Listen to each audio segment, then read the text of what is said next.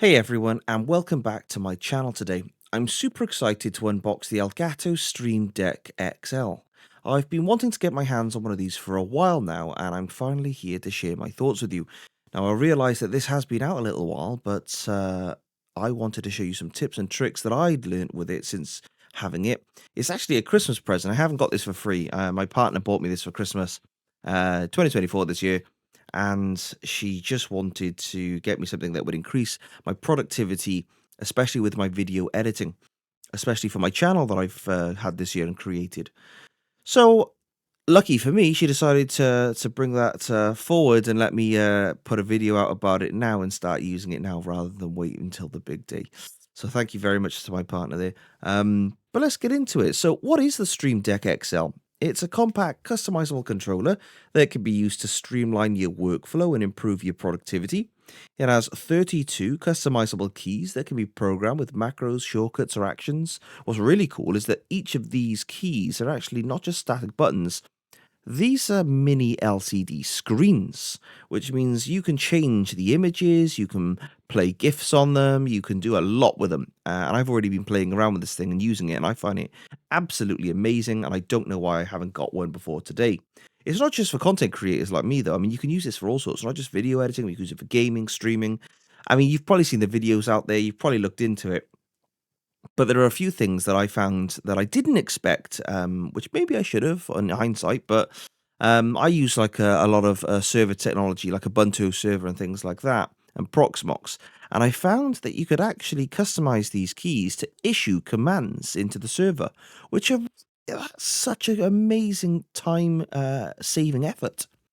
Which I really loved. So it's perfect for gamers, streamers, content creators, anyone that wants to save time and effort. But let's get it open. Let's see what it's all about.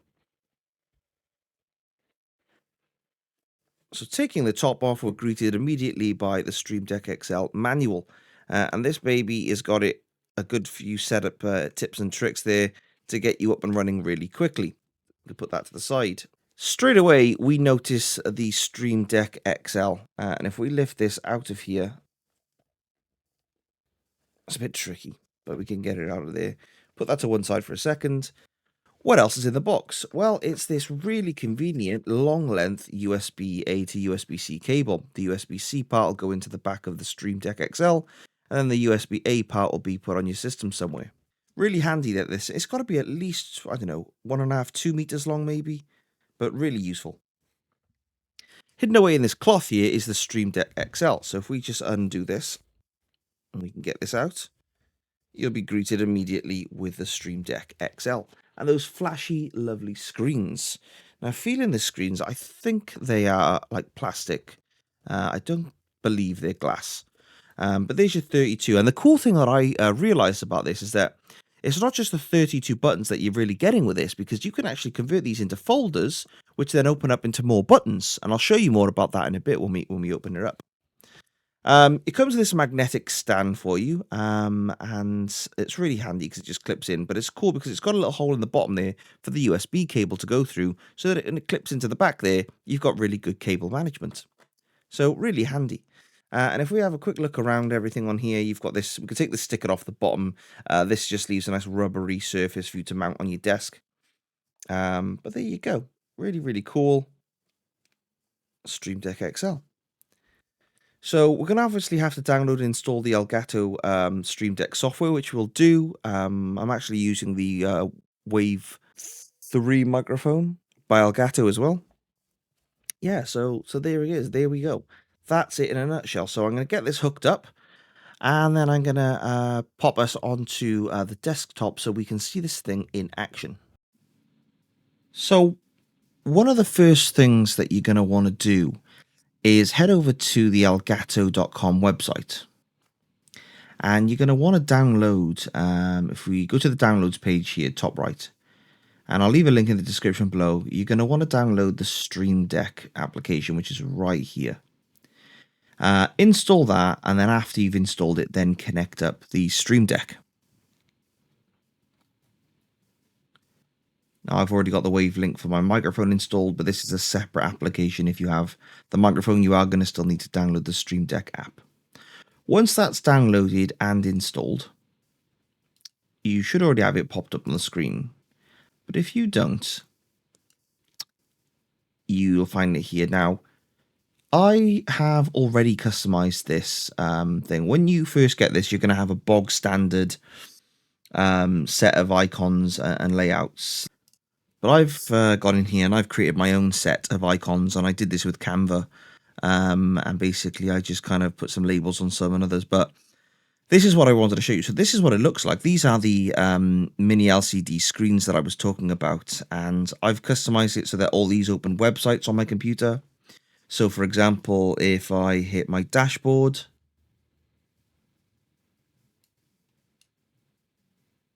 it'll open up my dashboard. If I hit my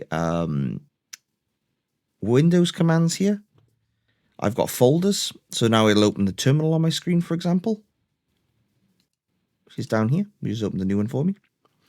I've got one customized to open Windows settings. So that's cool. One for opening the Brave browser. One to SSH into my server. And I'm going to add things over time. I've got the Google Gemini button, so it automatically opens that for me. And I found this really intuitive. So, I mean, obviously we all have bookmarks, but this is just really, really interesting. It's faster. It's visual. It's got like a visual aid concept to it.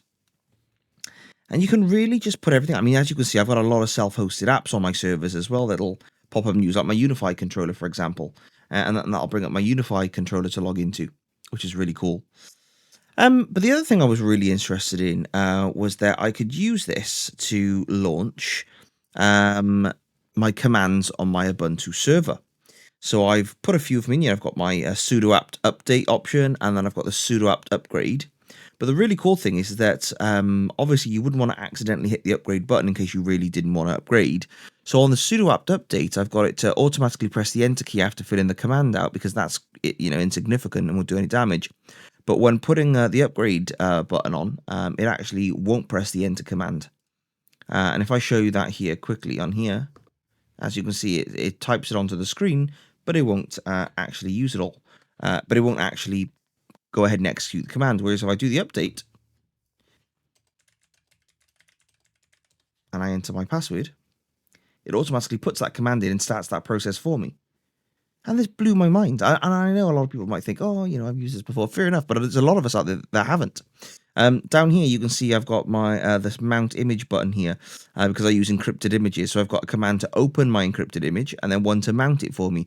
That just saves so much time. Fail to ban. As you can see, I've put my desk setup in the background of the picture there, but also I've got all the fail to ban commands on here. Stop the fail to ban, restart fail to ban, my jail, unban an IP address, status of the jails, check bans that have gone through. And I do like the fact that you can actually put that background wallpaper in there as well, so that's really cool. And then I've got my netstat, ping, NSLOOKUP, focus. So focus is like the stable diffusion image generator, but there's a lot of commands to get it going on the system, especially because I run it inside a Python env virtual environment. So pressing that changes the directory on the system and starts launching it straight away. For example, there you go. So it changed the directory. It went into my mounted folder and executed the script inside that folder. So really handy. If I want to hit the HT, let's close this down a second. So one of the other cool things I've got on here is HTOP, which is like the task manager for Ubuntu server. If I hit that, immediately launches that for me on the screen. Also NVTOP for my NVIDIA graphics card. So that's on the server. I can see that going through. So that's really cool. I've even got one for chow, which is if you want to change the permissions of folders. So say I'm in a folder or I want to change a directory to my permissions for me, I can literally just hit that. You'll notice that it types the text onto the screen, but doesn't execute the command because you're going to want to put a directory in there or a folder or something like that. Again, with the edit Samba command, that will launch the Samba configuration file so that I can make configuration changes to shared folders across my network. And then the hard drive space command, which is du-sh. That's going to tell me how much space certain things are taking up across the drive. So if I wanted it to be, for example, just my home directory, I could just add on to the text there, home and my username. And then that would start scanning that directory and then pop out on the bottom the amount of space used. And there you go, at the bottom there, 143 gigs being used in just my home directory. So it's quite a cool thing with the NSLOOKUP command. I have it defaulting straight away to google.co.uk, but if you press up on the keyboard after executing that command, I can now edit it to any website I want.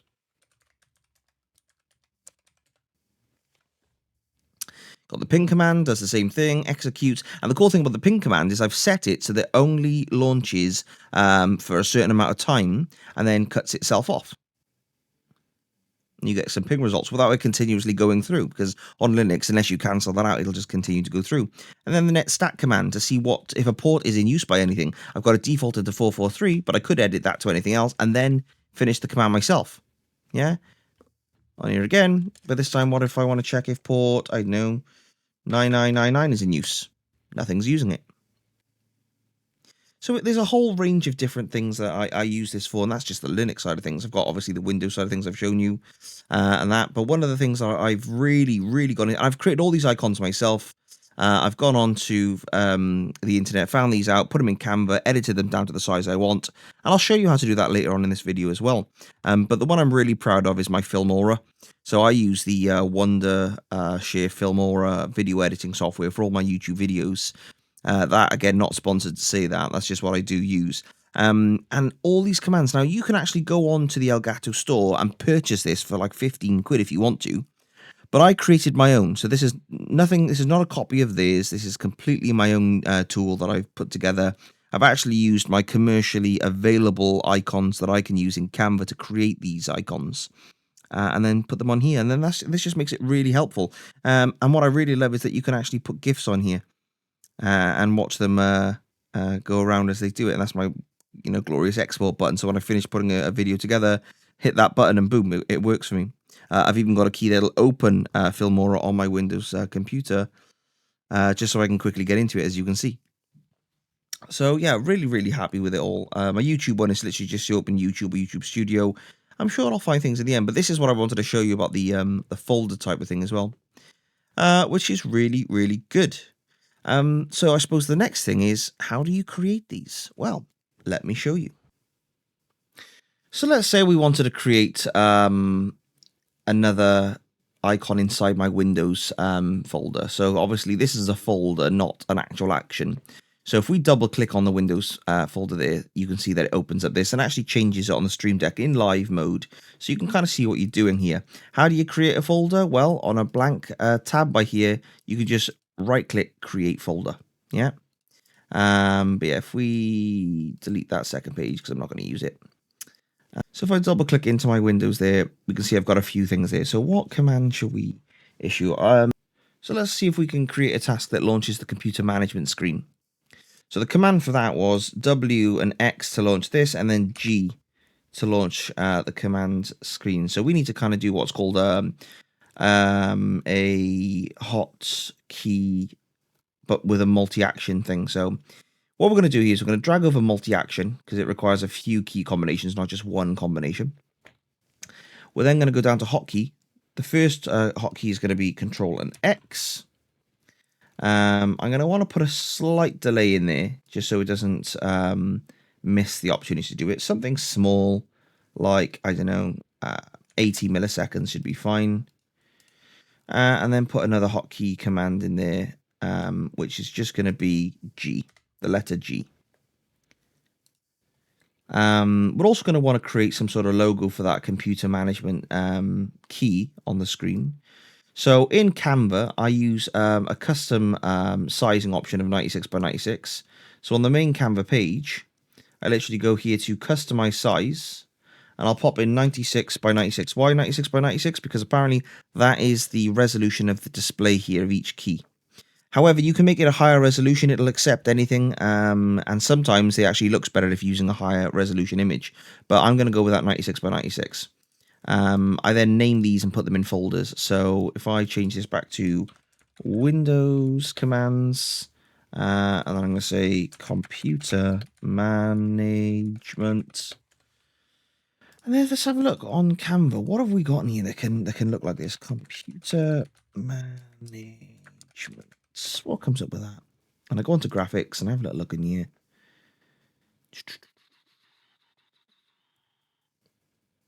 Do you know what? That looks pretty cool. But that kind of looks like a file finder type of thing.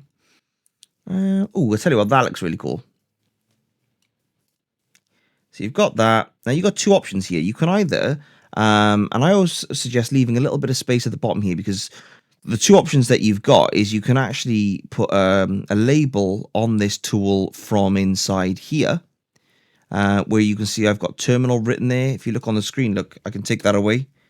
Yeah, but if I put it back, look, terminal. I've left it to that. But you can actually just obviously add a label during your creation in here. So you can actually put one in during the Canva Exchange if you want to as well. Not everyone likes to, but there we go. Just trying to find one that looks cool. Oh, that looks pretty cool. So if we go with white, just for demonstration purposes, I'm pretty sure there's people screaming in the background going, why would you pick that? Why wouldn't you use something else? I want it to be sized appropriately so we can have that label on the bottom. Now, occasionally in Canva, it will pop up saying you can't just use the single graphics, and that's fine.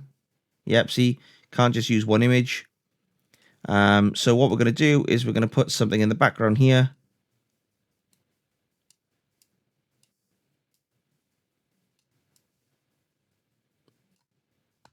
And that way we're conforming to the terms and conditions. That's a nice little tip and trick for you there. And now that will download. So I go to my Stream Deck options here, and I go into Windows, and it's got Windows Commands Computer Management. There we go. And now if I click on here, on our new multi-action command, come down to the bottom and right-click Set from File, I can actually put in our new computer management icon. And you can put it, like I say, as you can see on the Stream Deck, you can computer management, but it's not all going to fit. So occasionally you can also use this thing where you can edit the font and put it down to the smallest size, but that's still not going to work. So not all the time are you going to want to do that. So sometimes I like to put in here computer MNG, computer management, and I could bump that up a little bit or leave it as low, whatever you want to do there. But we know what that's for. Now let's test to see if it works. So if we hit that button, oh, so as you notice, I've put the wrong command in. I've put Control X instead of Windows and X. This should work now. And there we go. Our computer management is opening up. So it's just marrying things up with it, you know, really cool like that. What about the Linux commands that I was showing you earlier on? Well, they're really fun to use. If we come back out of here and we go into my little Linux icon here that I created, to create a Linux command, all we've got to do is basically go down here to where it says text.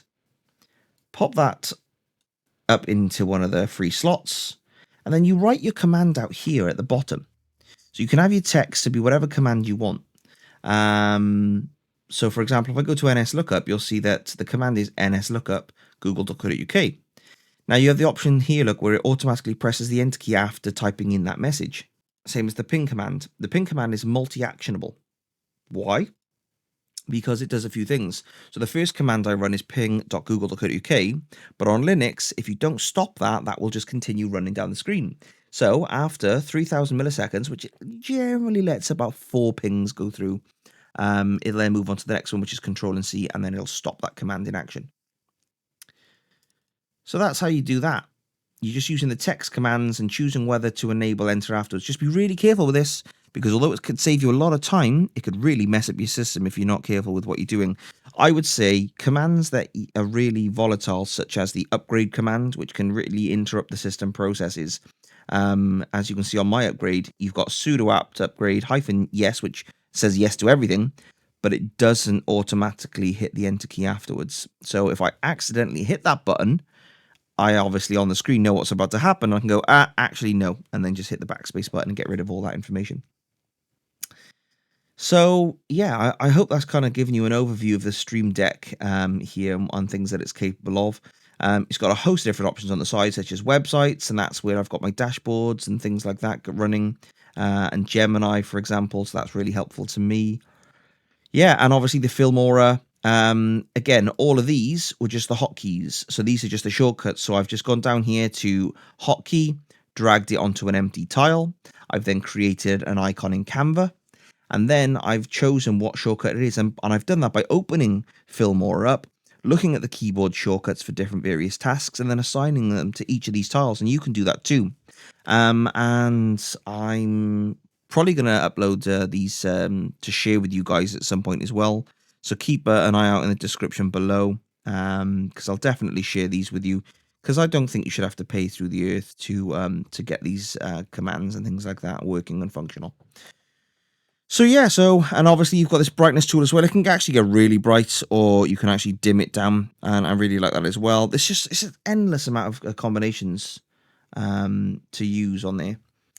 You could change it for multimedia. You can have auto software detection, things like that. It just goes on and on and on and on. So I hope that's helped. I hope you really enjoyed that video. It's just a little quick hardware review on the Stream Deck XL. I know, again, like it's been out for a little while, but I just wanted to get my hands on it and show how it could help me with my productivity and show you a few tips and tricks in the process. So thanks very much for watching, and I'll catch you in the next one.